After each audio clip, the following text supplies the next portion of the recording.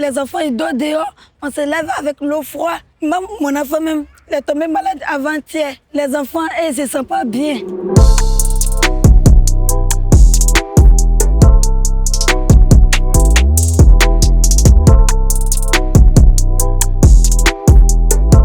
Nous, on est en grève depuis le 23 juin et il y a une occupation du parvis co-organisée entre la CGT SAMU Social de Paris, Utopia 56, les familles accompagnées par Utopia et les grévistes du SAMU Social depuis en fait le 15 juin pour dénoncer les politiques publiques austéritaires et racistes qui sont mises en place par l'État et donc qui ont des conséquences réelles sur notre quotidien au travail.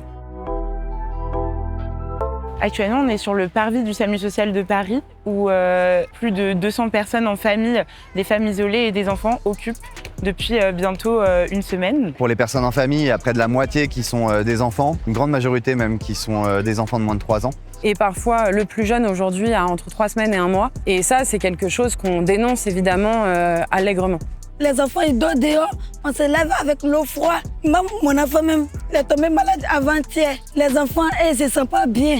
Début juin, l'État a décidé de remettre à la rue plusieurs centaines de familles qui avaient été mises à l'abri dans le cadre du plan Grand Froid. Et on a du coup des personnes qui étaient à la rue, qui se sont rassemblées, à qui on essaye d'apporter un peu plus de sécurité, de confort via la distribution de repas, via l'accès à des sanitaires, etc. Mais ça reste extrêmement indigne et inhumain comme prise en charge. C'est vraiment difficile. Il y a beaucoup de familles ici. Il n'y a pas de solution.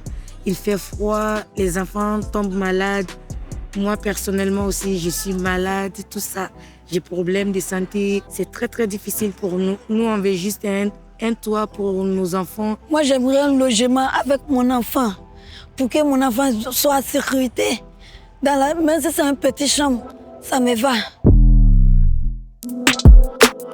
Actuellement, c'est tout le système de l'hébergement d'urgence et du social qui est en train de craquer à cause des politiques qui sont de plus en plus austéritaires. C'est plus de 1200 places qui veulent être supprimées et des remises à la rue qui sont souhaitées par la direction du SAMU Social et l'État. Mais tout ce qu'on peut constater, c'est que les familles qui sont accueillies ici, en fait, elles tombent malades en fait, de ces situations et de ces conditions-là.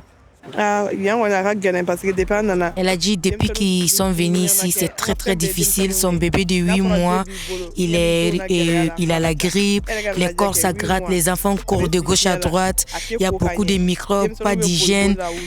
On n'a pas un endroit vraiment propre pour se laver. C'est vraiment difficile. C'est pas pour nous, mais c'est pour les enfants. C'est dur.